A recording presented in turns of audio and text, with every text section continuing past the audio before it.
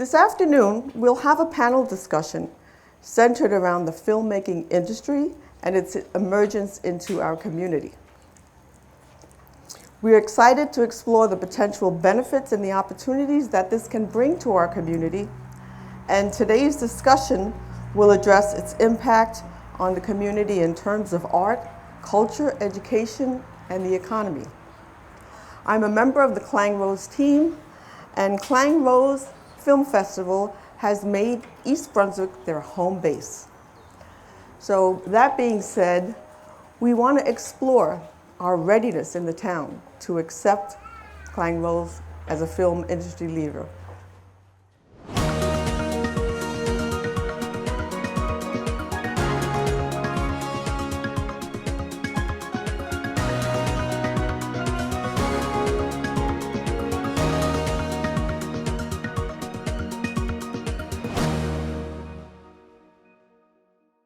Before I start, I just want to remind everyone who is joining Clang Rose Film Festival events for the first time, just so I can do some marketing plug.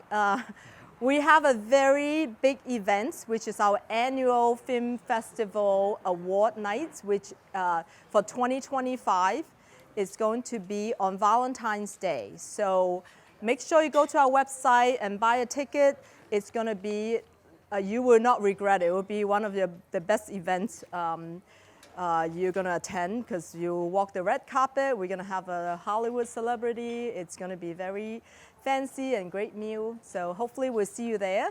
Check our website. If you don't know where our website is, just flag me down later, and I'll be happy to share the website link with you guys. Okay, so we're very fortunate to be joined by an extraordinary group of leaders and experts who bring a wealth of experience and insight to this Clang Rose Film Festival special event, leveraging film productions to boost local economies. Each of our panelists has made a significant impact in their respective fields, and we're excited to hear their thoughts on how the film industry can drive economic growth, create jobs, and promote cultural engagement within communities. So before we dive into the discussion, I would like to take a moment to briefly introduce our panelists. It's my pleasure to introduce everyone to Mayor Brad Cohen. Mayor Cohen has served as East Brunswick's mayor since 2016, with a strong focus on revitalizing the local economy and improving quality of life for its residents.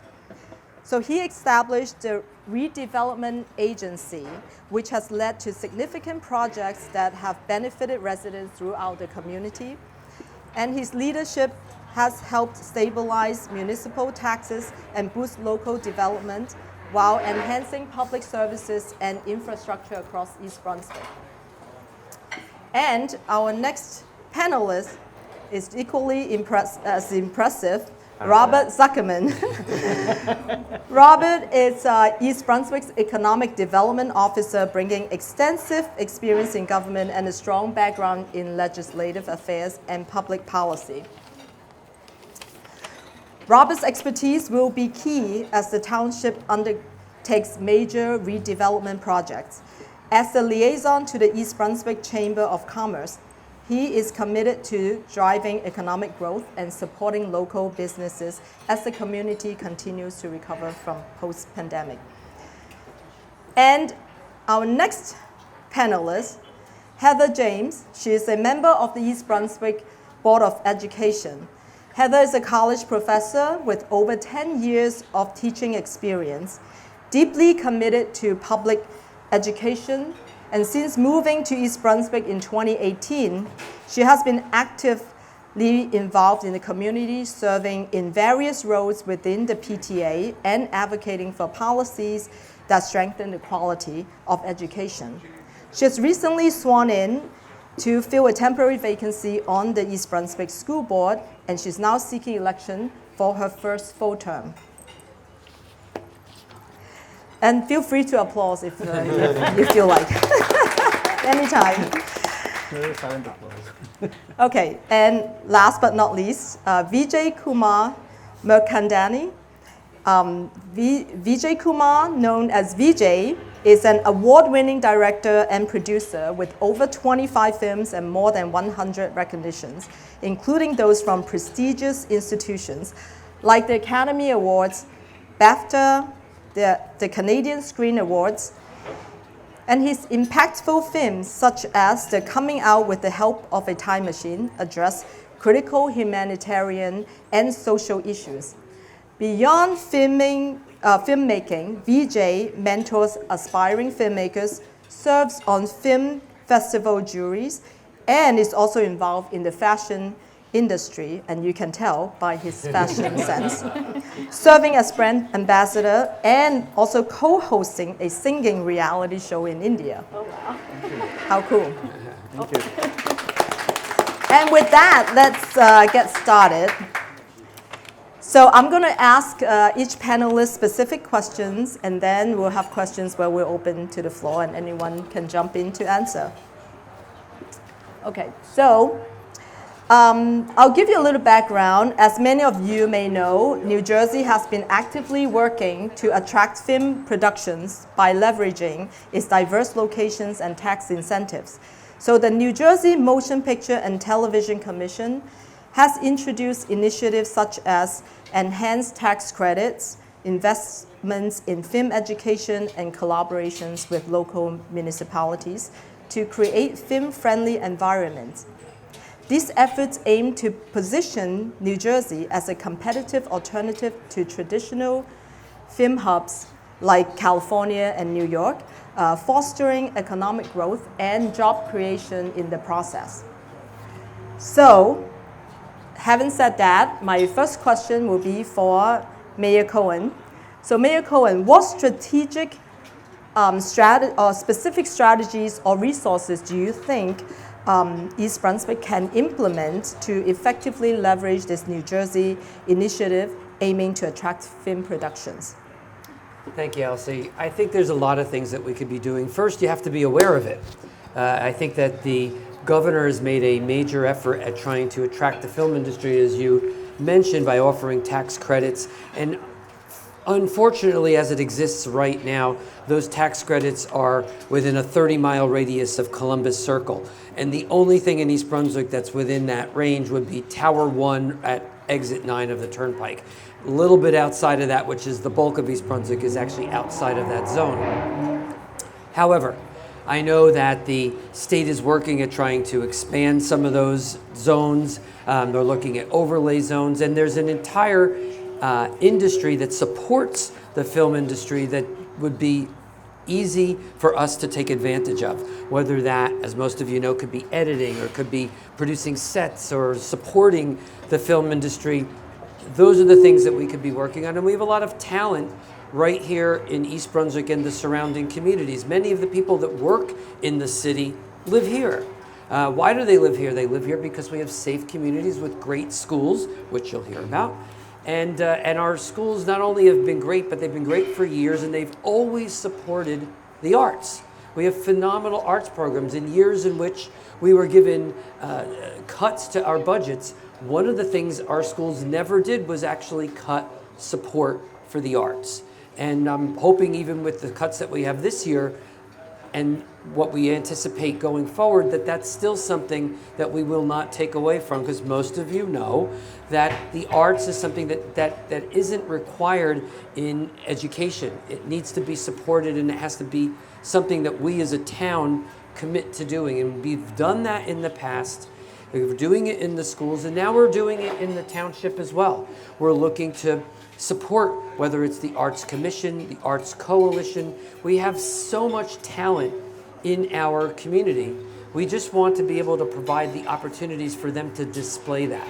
We're looking at expanding our community arts center and making that a true center for the arts with outdoor theater and people to be able to produce art in residence, to be able to have an indoor black box theater, things that will attract people from outside the area to recognize East Brunswick as a center for the arts. When you become recognized as a center for something like that, then the sky's the limit.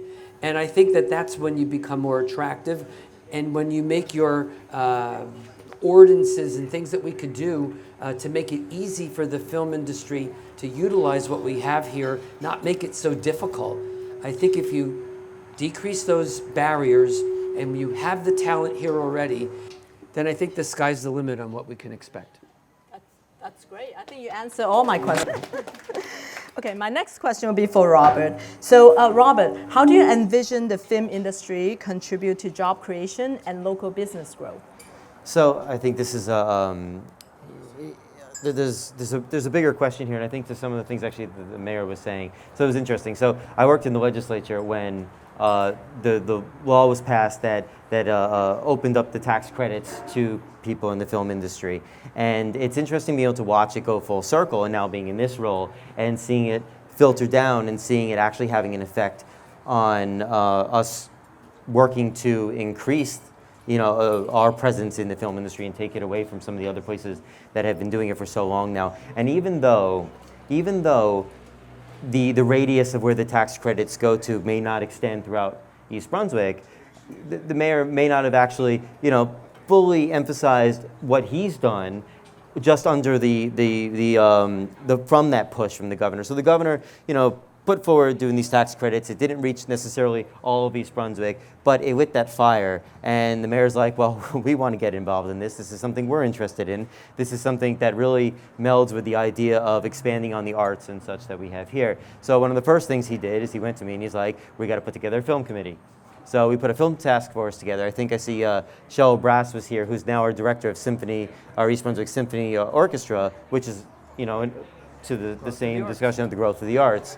And she's on the film task force as well. And the goal of that, to go back to your question, was to bring together people in different aspects of the industry. So it's not just the actors and the producers, though them as well, because they know the ins and outs of what is needed to make a successful film industry environment, and something that I am not personally, I'm not a creative person like that, so I'm not as aware of that. But we brought together folks that knew what spaces would need. So who do we talk to in the commercial realtors to find the warehouse spacing where they can film, or looking to figure out what do we need to do to attract businesses and film producers and other things to East Brunswick. And then what does that do? Well, hopefully they'll film here.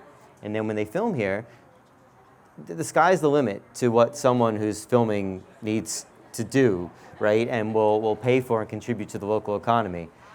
Construction, dry cleaning, food, lots and lots of food, I'm sure. There's lodging. And to that point, so Cynthia and Carmela, who put together all of this, recently we just had a conversation with the Hilton Hotel and how they can collaborate on things that they're working on going forward as part of the Clang Rose and use the space there. So I mean that's a real world tangible effect that putting together the film task force and capitalizing on these bigger film grants and just the idea and the passion behind trying to bring it to East Brunswick, it's really a tangible showcase of that.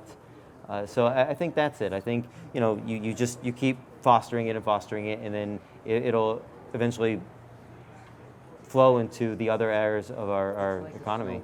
Yeah. They're just once it starts to move, then all of a sudden you become to be recognized as an area, and more people will come. Right. So it's always, whether it's redevelopment or the film or anything that you want to do, it's often very difficult to get the ball rolling in the beginning, but once it does, you create an inertia, and it flows after that much easier. That makes sense.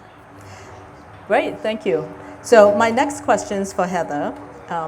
So Heather, I think actually Mayor Cohen touched on a little bit of that.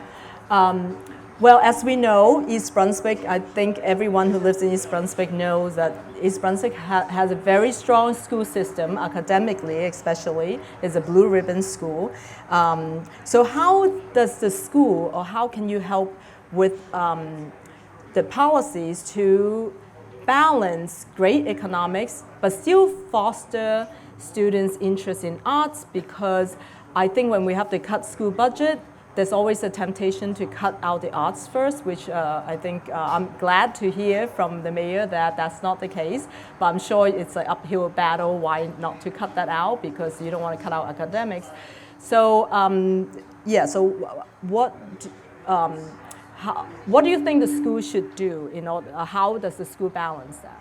Oh, thank you for that question, and thank all of you for being here, and thank you for having me here. It really means so much to me that you would even see the schools as a partner in this or as a part of this. You know, you're a film festival, that's amazing to me. That's so glamorous, right? And you could just be here in East Brunswick and never think about the next generation of East Brunswick, right? But the fact that you really want to be a part of the community, and you're not just thinking, okay, let's come here and film in the beautiful Orchard Park, but let's also build up our youth and get them into film and get them into the arts, that is really special. And I think that's something that's really great about East Brunswick. Rob mentioned her, but I can't help it. I'm going to mention her again, right? My friend Cheryl Brass. I mean, she's a testament to that. We have sons the same age, right? And she's been working on the symphony orchestra in the same way that you've been working on the Clang Rose Film Festival. And I think we really do have a robust commitment to the arts here. But you know, that's easy to say, right? It's much more difficult when you're looking at a budget document and you're saying, uh-oh, we're millions of dollars in the hole, what's going to go, right? And the reality is that sometimes, because the arts don't fall under the same state mandates, right, people will say, all right, well, let's trim a little there, let's trim a little here, and the arts are on the chopping block. But as the mayor said earlier, we haven't done that in East Brunswick. We thought about it this last budget cycle before I was on the board, but thankfully they ended up not doing that, right? So that was a good thing. We kept our 4th grade music program. And I think we have to keep that robust commitment. Arts is not, you know, a secondary thing. There are so many studies that show that music, art, creation, film, this actually helps students learn, right? This is like learning another language, where it expands your brain and allows you to actually be more receptive to information, right? This is something that we truly need. It's not just that extra thing. So I think, you know, the arts, film, music, it's a part of the curriculum here. What can we do to save it when there are budget cuts? Well, we have to take a look at other ways that we can find money and other ways that we can save money. But for me, absolutely, the arts are a priority. I'm really proud at what we're building in this community. And I think to let that go at the school level, when we have, you know, Film Ready New Jersey coming here, and we have the film industry coming up, the orchestra coming up, I mean, that will be working against ourselves, and we would never want to do that. Thank you. I wanted to add that we're very fortunate in East Brunswick that besides our public schools, we also have are part of the county educational system, and we have a magnet school right here in East Brunswick, and some of their programs also support the film and arts in general. They have a cosmetology program that's very difficult to get into. They have cinematography and filmmaking. They have a dance program, and a lot of people that are going into vocations that support the arts and support the film industry. And it's county-wide. You have to apply to get into that program. It's very difficult to get in. And they get some phenomenally good jobs, and these are all here already that's being supported by our county school system, in addition to the fact that we have a public school system supporting the arts right here in East Brunswick. And finally, I know that everybody has made a big deal about promoting this STEM technology, science, engineering, technology, math, and that is the jobs of the future. But the reason why Americans have been so successful and such innovators isn't because we're the greatest at science and technology, although we're pretty good. But the reason that we're so much different is because Americans, as I was saying earlier, we're kind of rugged individualists, and we don't like to always follow the rules. And one of the reasons that art is so important is because the most creative people don't follow the rules. And that's how they become so successful, is they find or fall onto something by accident. And that's how we've become such wonderful innovators in general when it comes to technology, because we don't always follow the rules. And how do you get that ability to do that? From the arts. And so the arts is something that I believe as long as the three of us are here, will continue to be part of the school curriculum, and we will fight our darndest to make sure it stays there. Though our 11-year-old is here, so let's tell him to follow the rules. At least at home. Well, thank you for that answer. I really appreciate that because I do believe that, creativity is a skill that you can apply to any career, regardless, even, in technology or in business. So thank you. And my next question is for Vijay. So Vijay, what factors do you consider when choosing a location or city to shoot a film? Since you're a filmmaker, and how can local governments make the process smoother for filmmakers like you? I think everybody knows to make a movie, you need a whole village. It's not easy to make a movie by 5 people. You need different departments, different areas, and we all touched on one part that is called budgets. So everything at the end of the day comes to the budget. So being a producer, the director could say, I want the skies, but can you get him the skies? Never. I got to start chopping off, let's cut here, let's cut here, let's cut here. And that gives you the chance when you say, let's give tax benefits, because then you can take something back from there if you want to spend. So the whole story is that to make a film, you have to look at different elements. What resources you need, what is the technical qualifications of people that can be coming there, what are the artists that can be got over there, and the locations. Now you mentioned about how the business can be supported.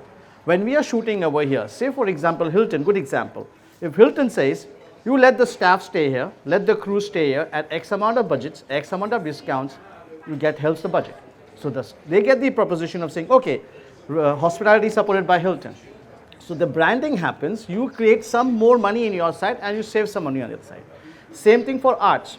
You don't really need to have the best of the artists from New York or from California. You could be having one guy sitting in East Brunswick who could be a musician. And you would want to use him to do your sound. You want to use his to do your sound mixing. So there are so many small things that make the whole picture together. Now when I'm preparing for a film, I look at all those elements. Where my star cast is located, if my star cast is all coming from outside, to put them in New York is going to be more expensive, put them in LA is going to be more expensive. Let's pick up a place which can be economical. I can get sponsorship, I can get some funding support, I can get some benefits. I need locations. Do I need the ocean? Do I need the city look? Do I need the jungles? Do I need the outdoors? Oh yes, I can get all of this in one 30-mile radius, so I don't keep jumping, because if you keep jumping, you spend a lot of money on transport. Assembly, breakdown takes a lot of time. Transport takes a lot of time. So what happens is you are thinking of everything. It's a holistic approach of making a film at from pin to plane, that you can see from the starting of the credits to the end of the movie, whatever you watch for 90 minutes, everything inside that has got a cost factor. So you work on the cost factor to make sure that you can check all the boxes, make a good product at the most economical price. That's the way it works. Thank you. Yeah. To build on what we were doing with the film task force, it was to answer that need, right? So we wanted to professionalize the permit process to make it more accommodating for folks like Vijay to want to choose East Brunswick. And it's threefold, right? One was, as the mayor said, the ordinances, right? The actual rules and making sure that we're not overpricing it so you can budget appropriately, but also so people take it realistic, and also they make sure they clean up after themselves, and the things that we need to make sure as municipal government, you're doing for the rest of your residents as well, whether it's noise and such, and blocking streets with a whole bunch of trucks and such. But the other aspect was, you asked earlier about helping businesses. So the Film Commission, the State Film Commission, has 2 databases. One of them is a business database. It allows people who are building productions to search areas and find what businesses are suggesting that they're interested in being involved in film production, and to try to make sure that they have as many of their needs as possible within a 30-mile radius, right? You want to find as many businesses as possible beforehand, as easy as possible. So right now there's hundreds of them for Middlesex County on this list. There's over a dozen just in East Brunswick, including the Clang Rose. And that's one of the ways in which you can help make that process easier, and that we were working to make that process easier. So we were working with the Chamber of Commerce and some other folks to be able to try to get more people to come in and sign up for that. The state actually made it easy for us too, because they waived all the fees recently to signing up for it. The other thing, to the other part of that process that you talked about, the state has this database of locations. So we worked tirelessly to collect as many locations in East Brunswick as possible, and it's still an ongoing process, to be able to put to this website, so you can search up, what looks like this or looks like that, and you can find Middle America in East Brunswick, or you can find something that looks like, it's the desert in East Brunswick, or a beach, or whatnot, and make sure that you can. The word that we use is called cheating. You cheat the location. You want to make it look like Switzerland and it's somewhere else. So that's what cheat. Because at the end of the day, editing and cheating is the biggest factor to make a film. Otherwise, you can't make a movie. It's not possible, right? It's economic. And to talk about the school education, for example, we always need interns. We always need kids. We always need young people who can do research work for us. And that's why if a school has got any program as a film club or as a film subject or something, as an elective, that's the time you use those kids. Research, it could be anything. It could be contacting people, making phone calls, getting casting to be done. Anything is possible, because that also gives you, they get on their resume that done some kind of freelance work, done some kind of internship, and that helps a lot. So since we're on that topic, I'm going to skip my question to Heather, but I'll give you a little background. Actually, my son has chosen to pursue a career in filmmaking. In fact, he is going to Austin Film Festival this week with his screenwriting roommate. He's still in college. And so he originally went to college kind of undecided what he wanted to do. He tried computer science and then he hated it. He was so lost, he didn't know what to do. And then I said, what do you enjoy doing that you can do for hours and feel like minutes? And he said, when he was in high school, he took a filmmaking class, and he realized he's really good at editing, and he loved it. And his teacher gave an assignment. He made a short film that his teacher said in 20-something years of teaching, this is the best short film made by a student. So I think he got some encouragement. So since he was so lost with computer science, he's like, I think I'm going to be a filmmaker. I said, sure, if that's what you're passionate about. So, but in hindsight, I wish he had a little more support in high school to be more prepared. I'm sure college will prepare him.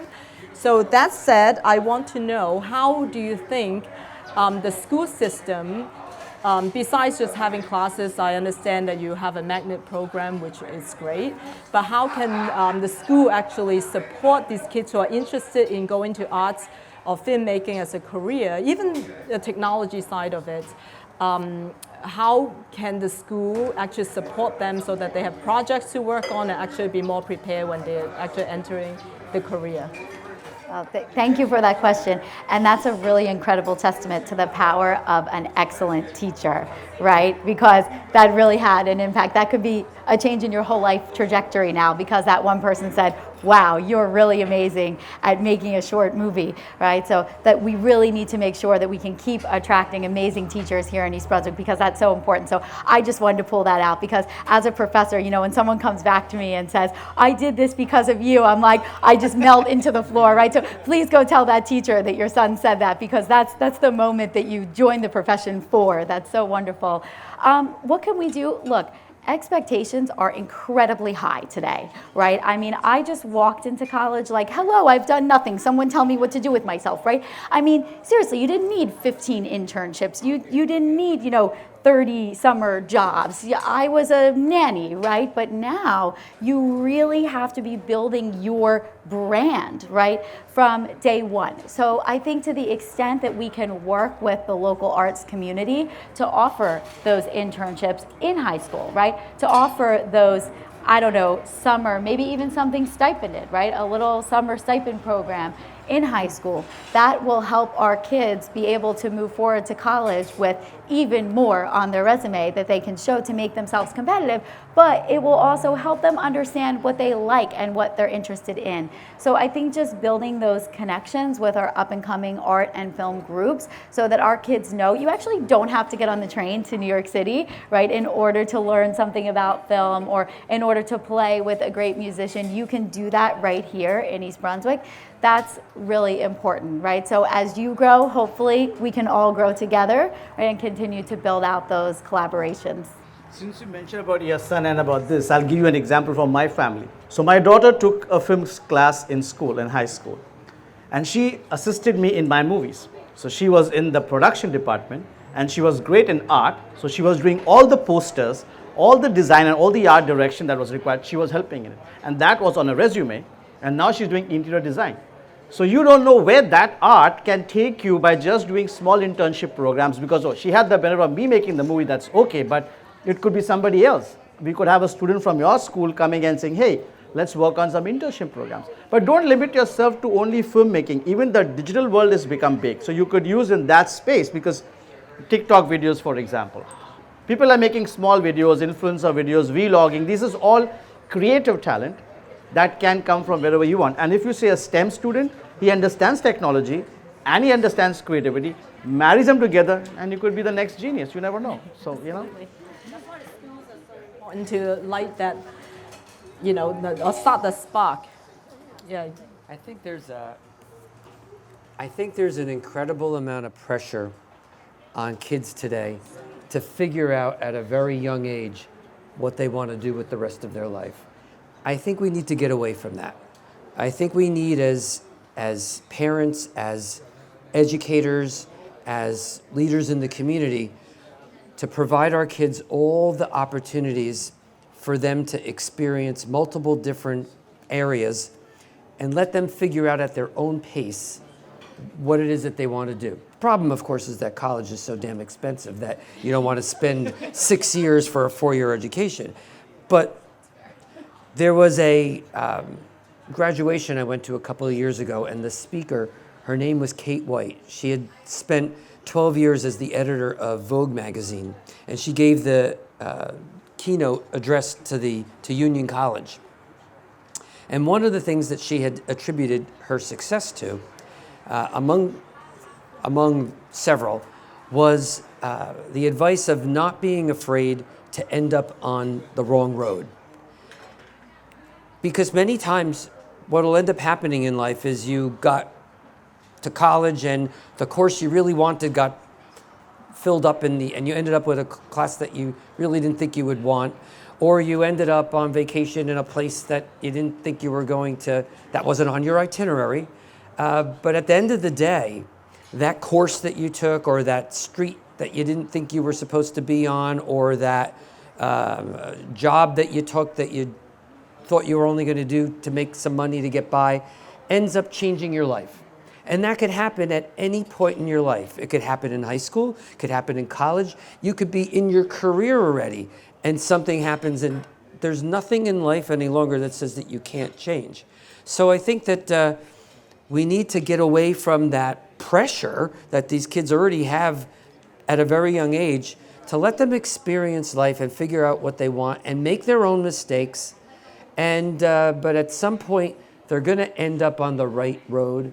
And our job is to support that, whether that's in the schools, whether it's in your family, whether it's through the programs that we could provide on a state and local level, or the kid's own ingenuity of figuring out his or her own life. But they're going to get where they need to be, and I think we need to sometimes tone it down a little bit. Well said. He says we're too much. Well, my next question is for Mayor Cohen. So, back to the film making. What do you think East Brunswick's current appeal is for attracting filmmakers, and how can it be enhanced to make East Brunswick an even more desirable filming destination? Yeah, that's a great question, because I think there's a lot of towns that are looking to do that right now. So how do we stand Everyone out? wants a piece of it. Exactly. And I think that part of it is stuff that we've already done already. We've already set the stage as having arts being something that's critically important to the township and to our schools and to people that live here. I think the township looking to continue to support the arts those of us up here don't need to know every artist. But if we put together, for instance, our Arts Coalition, which is an organization that helps support all arts programs in the town so that it isn't constantly being supported by taxpayer dollars. And they know people. It's like the web keeps getting bigger and bigger because they know more people and they bring more people in. There's an incredible amount of very talented artistic people that live here and in the surrounding community. We don't need to know every one of them. But if you start to support programs, you provide venues where they can perform, if you allow them to succeed, it will grow and it will become known for an area for the arts. And I think that once you get to that point, it's like a snowball. It just keeps getting bigger. You don't need to do all of it yourself. You just need to set the stage to get it started, and it will take off on its own. We've got Facebook groups of filmmakers or producers or artists and actors. There are so many Facebook groups that happen. You could do in the community of having the filmmaking community in East Brunswick. Then you have some networking events once in a while. So I have a friend who lives in New York City. That's voluntarily. He makes an event every month called the networking event for all the filmmakers around the area. You want to just come in, it's going to be a place like this, and you come in and meet people and work starts coming in from there. So here that can also be initiated. It can be a small group. Like you said, you can't know everybody. It's impossible. You could just make a group. There could be flyers. There could be an Instagram page. There could be something where people can register and be there to get the know and come and meet people. I'm telling you my experience. When I attend film festivals, I do a lot of film festivals across the year. Every time I go to a festival, I come back with one contact where I make a movie out of that. At least one contact comes out because you meet hundreds of them. You start filtering down from hundreds, you might meet 15 conversations. For 15, you might have 3 good projects and one comes out of it, and you make a movie from that. So that's the way of power of networking. But how does the networking happen unless you don't lay the foundation? Like I'm over here, if I have a foundation, I call some filmmaker friends, hey, I'm going to go over there, why don't you come and join me? It can be for artists, can be for programmers, can be for anybody. And then you kind of exchange cards, get to know people. Today it's all networking. So if there's an initiative that can be created from there, then the snowball effect happens. I think that's a great idea. Yeah, starting very fortunate because we're a town that is incredibly diverse. New Jersey is incredibly diverse, but I think even among towns in New Jersey, we're very fortunate. But diversity is, diversity could just be an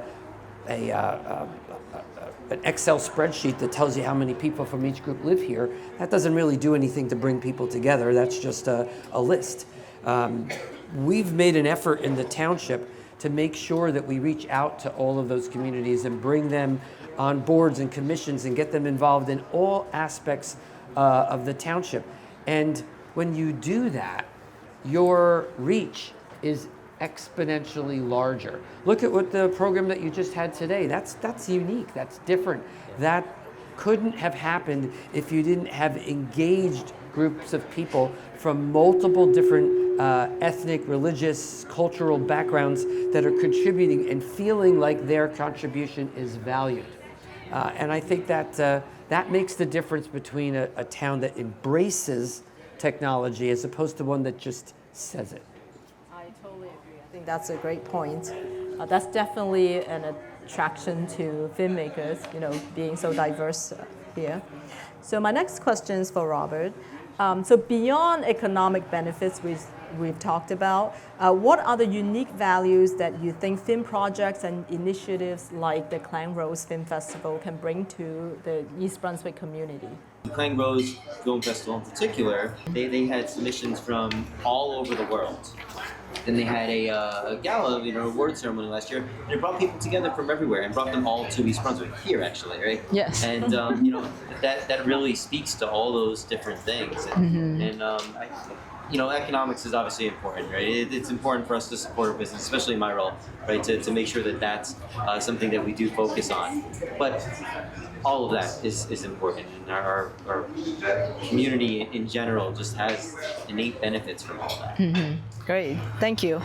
So Vijay, I have a question for you. If you were the mayor, sorry, Mayor Cohen. What are the creative strategies you use to attract film projects to New Jersey. Now that you know what you're looking for, but if I let you be the mayor for a day, what would be the things that you would do to make East Brunswick the top choice for filmmakers? I'm sorry without the answer if I can offend anybody. It's a tough question and it's a difficult proposition because these gentlemen over here are working very hard on that. But let's take a scenario. For example, if I want to make a film, what I would look at for? I would just go step by step in my thought process. Again, going back to the benefits would be, can I have a studio? Can I have a studio floor? Can I have a warehouse you just mentioned where I could get a better rate to get my job done? Can I get benefits over there in terms of if I shoot the weekend, I get 1 day bonus free? So there are some kind of incentives that can be roped around in those business propositions. Can I get the equipment from the local people where I again get 1 day bonus? Like when you go to stay in a hotel, stay 4, get the 5th one free. That's the bonus that you get. So generally if you're going to go for 4, you push your button, make it a 5-day stay. That's the smart thing, because if you stay for the 5th day, the hotel knows you're going to eat, you're going to make some food out there, so you're going to make the money out of it. Same way over here. If there can be some kind of, see, at the end of the day, it's all about budgeting. It's all about budgeting or making a movie at the most ineffective a cost factor, right? So if you add those benefits, get the crew, which can also give you those kind of things for us. So what happens if I start checking all the boxes? I would need a place where I can do a screening after the film has been done. Can I get a screening in one of those AMC or any local theaters or independent theater where I could show, get people, hundreds of those people, do a Q&A session over there to develop the business? Maybe the opening session could be sponsored by a wine company. So meet and greet with the wine company. So the wine brand gets some publicity. Then you start thinking of how everybody can get benefit from it. There could be a car company saying, come and test ride the car. So it could be a Toyota dealer over there who's just saying, test ride the car, and since you've come at the location, I'll waive off your signing up fee of $1,000. Argument's sake. I'm just cooking up all the business propositions that can come. So this can help us. This can help, like I said, it's a total package.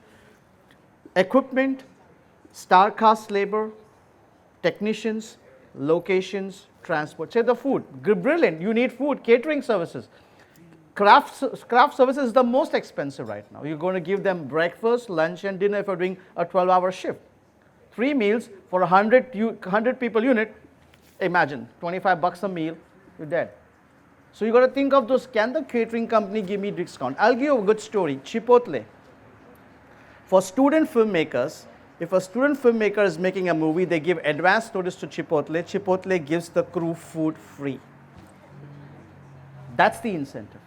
So that's what the local government. So now if, yes, because you cannot, see what happens is you cannot make a whole shift, but you could make small benefits. Like when you talk about tax benefits, New Jersey tax benefit is you got to make a feature film worth $1 million. Then you're going to get 30% back. Now people want to make a small project, they can't do $1 million. You start providing benefits on a smaller budget. Okay, if you got smaller budget, maybe within the East Brunswick community I can give something better. But if I have to make a movie today, if I don't have $1 million to put in, I'm not going to make a film. Why should I make a film? Because there are certain limits. Right. We got to go beyond that what NJ government is giving, and we could put ourselves into that place. There are so many things that can help us. But you just do a checklist to make a movie. What are the foundation, fundamental 6 elements? Like I said, location, crew, technicians, casting, and food. The moment you are able to give us benefits on those 5 elements, it's a discounted film and everybody's invited for it. Well, all right, so thank you all for coming. So I don't have any more questions. If there's, if you have anything to add, otherwise we will conclude this panel discussion. Thank you very much. Thank you very much for coming, and I learned so much how everyone can work together to make this work. Like you said, it takes a village. It takes a village. If you all can do. You need representation from every... I was supposed to make a feature, but the whole plan was shooting in Elizabeth, New Jersey. Now when this opens up, I just shift down 20 minutes down, and I'm in East Brunswick. There you go. Yeah. Right, so then I have got the questions, can I get a studio at this cost? Then I'll start checking the box, then Mayor, and you're going to help me, like, okay, I got you this done, because that's the whole idea. If I'm going to spend $300,000 there, and you tell me we're going to give it to you in $250, $50,000 is not bad. It's 20%. So thank you, everyone, and I want to thank everyone for coming and to support the event, and thank you for all our panelists. Thank you so much. And don't forget, Valentine's Day 2025, the big events, check out our website and make sure you are there. Thank you so much. Thank you.